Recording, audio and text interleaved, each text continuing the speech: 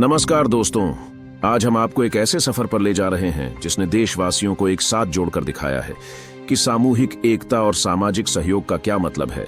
इस साहसिक और भावनात्मक सफर में हम सभी मिलकर देखेंगे कि कैसे हुई संघर्षों की पराकाष्ठा, कैसे उभरी तकरीरें और अंत में कैसे रूपांतरित हो रहा है एक नया युग, एक भव्य मंदिर के साथ। इस वीडियो में हम सभी को एक साथ जुटाने का एहसास होगा, जहां प्रेम, समर्पण और साहस से भरी है। यह कहानी हम सभी को मोहित करेंगी। इतिहासकारों के अनुसार कौशल प्रदेश की प्राचीन राजधानी अवध को कालांतर में अयोध्या और बौद्ध काल में साकेत कहा जाने लगा। अयोध्या मूल रूप से मंदिरों का शहर था। हालांकि यहाँ आज भी हिंदू, बौद्ध एवं जैन धर्म से जुड़े मंदिरों के अवशेष देखे जा सकते हैं। जैन मत के अनुसार यहाँ आदिनाथ सहित 5 तीर्थंकरों का जन्म हुआ था। बौद्ध मत के अनुसार यहाँ भगवान बुद्ध ने कुछ माह विहार किया था। अयोध्या को भगवान श्री राम के पूर्वज विवस्वान, सूर्य के पुत्र वैवस्वत मनु ने बसाया था। तभी से इस नगरी पर सूर्यवंशी राजाओं का राज्य महाभारत काल तक रहा। यहीं पर प्रभु श्री राम का दशरथ के महल में जन्म हुआ था। महर्षि वाल्मीकि ने भी रामायण में जन्मभूमि की शोभा एवं महत्ता की तुलना दूसरे इंद्रलोक से की है। धन धान्य व रत्नों से भरी हुई अयोध्या नगरी की अतुलनीय छटा एवं गगनचुंबी इमारतों के अयोध्या नगरी में होने का वर्णन भी वाल्मीकि रामायण में मिलता है।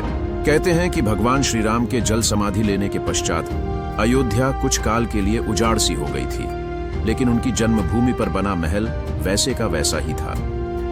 भगवान श्री राम के पुत्र कुश ने एक बार पुण्य राजधानी अयोध्या का पुनर्निर्माण कराया। इस निर्माण के बाद सूर्यवंश की अगली 44 पीढ़ियों तक इसका अस्तित्व आखिरी राजा महाराजा बृहदबल तक अपने चरम पर रहा। कौशल राज बृहदबल की मृत्यु महाभारत युद्ध में अभिमन्यु के हाथों हुई थी। महाभारत के युद्ध के बाद अयोध्या उजड़ सी हो गई, मगर श्री राम जन्मभूमि का अस्तित्व फिर भी बना रहा। इसके बाद यह उल्लेख मिलता है कि ईसा के लगभग 100 वर्ष पूर्व उज्जैन के चक्रवर्ती सम्राट विक्रमादित्य एक दिन आखेट करते करते अयोध्या पहुंच गए। थकान होने के कारण अयोध्या में सरयू नदी के किनारे एक आम के वृक्ष के नीचे वे अपनी सेना सहित आराम करने लगे। उस समय यहाँ घना जंगल हो चला था, कोई बसावट भी यहाँ नहीं थी। महाराज विक्रमादित्य को इस भूमि में कुछ चमत्कार दिखाई देने लगे।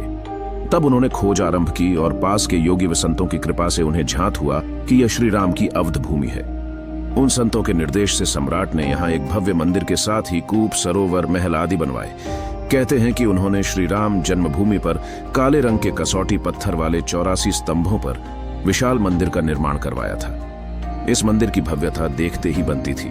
विक्रमादित्य के बाद के राजाओं ने समय समय पर इस मंदिर की देखरेख की। उन्हीं में से एक शुंग वंश के प्रथम शासक पुष्यमित्र शुंग ने भी मंदिर का जीर्णोद्धार करवाया था। पुष्यमित्र का एक शिलालेख अयोध्या से प्राप्त हुआ था, जिसमें उसे सेनापति कहा गया है तथा उसके द्वारा 2 अश्वमेध यज्ञों के किए जाने का वर्णन है। अनेक अभिलेखों से झांत होता है कि गुप्त वंशीय चंद्रगुप्त द्वितीय के समय और तत्पश्चात काफी समय तक अयोध्या गुप्त साम्राज्य की राजधानी थी। गुप्तकालीन महाकवि कालिदास ने अयोध्या का रघुवंश में कई बार उल्लेख किया है। इसके बाद ईसा की 11वीं शताब्दी में कन्नौज नरेश जयचंद आया तो उसने मंदिर पर सम्राट विक्रमादित्य के प्रशस्ति शिलालेख को उखाड़कर अपना नाम लिखवा दिया।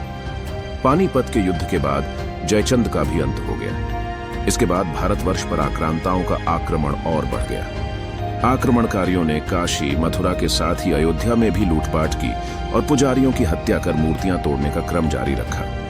लेकिन 14वीं सदी तक वे अयोध्या में राम मंदिर को तोड़ने में सफल नहीं हो पाए।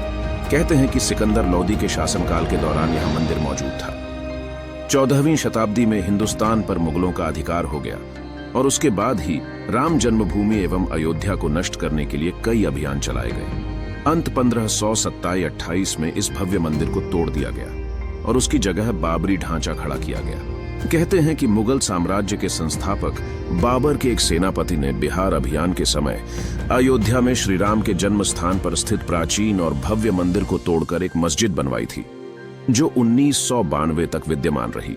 श्री राम जन्मभूमि अयोध्या और यहाँ बने श्री राम मंदिर को एक नहीं बल्कि कई बार आक्रमणों का सामना करना पड़ा।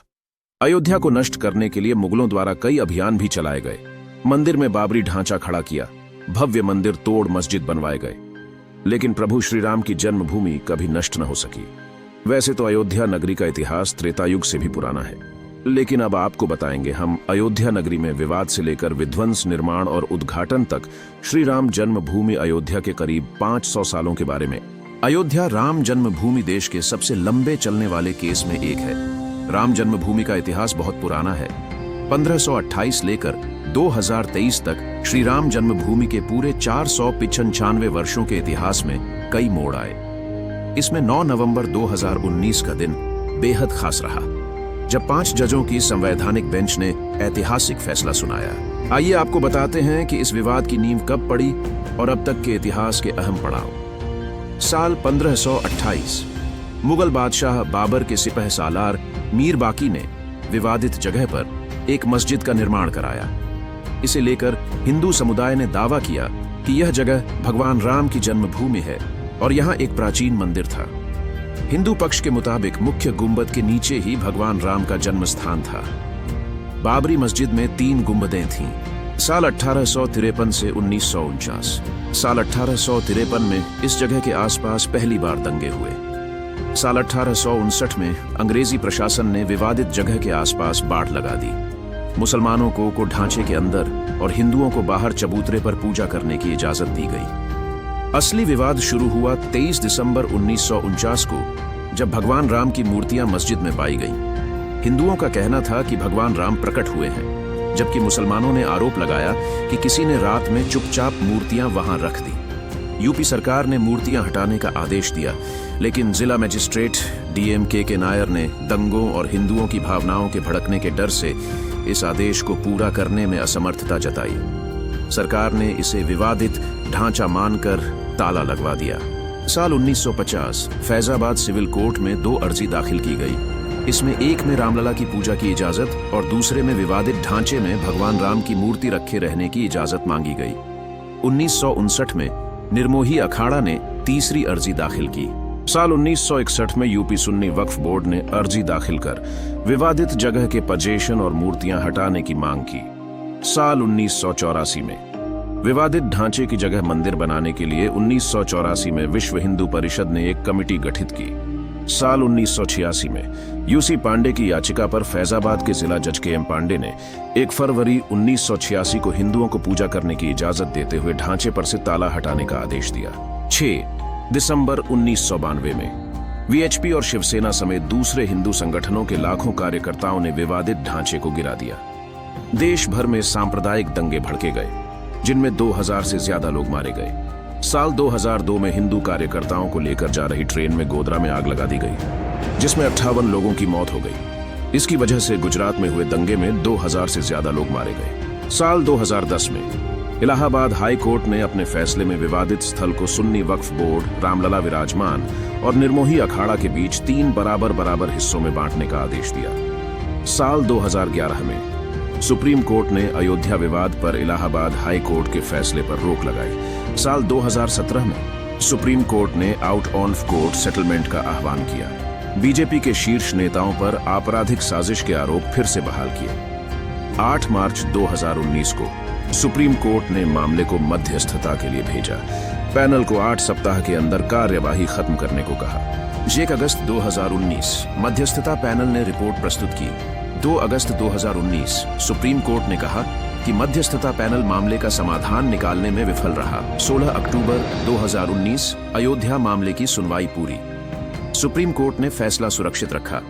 9 नवंबर 2019 सुप्रीम कोर्ट के 5 जजों की बेंच ने राम मंदिर के पक्ष में फैसला सुनाया। 2.77 एकड़ विवादित जमीन हिंदू पक्ष को मिली।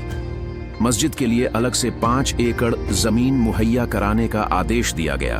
करीब 500 साल के लंबे इंतजार और कड़ी लड़ाई के बाद आखिरकार 22 जनवरी 2024 को श्री राम जन्मभूमि अयोध्या में भव्य राम मंदिर का अभिषेक समारोह आयोजित किया जाएगा। यह सनातन प्रेमियों के लिए भक्ति, खुशी और उत्साह का पल होगा। यह अवसर एक त्योहार के समान होगा।